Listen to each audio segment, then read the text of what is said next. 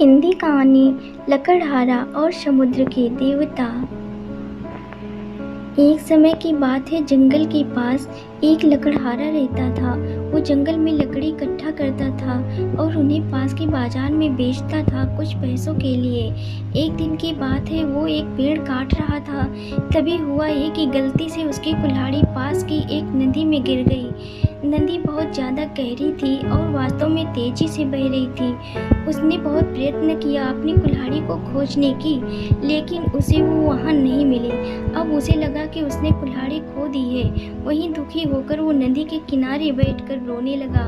उसके रोने की आवाज़ सुनकर नदी के भगवान उठे और उस लकड़हारे से पूछा कि क्या हुआ।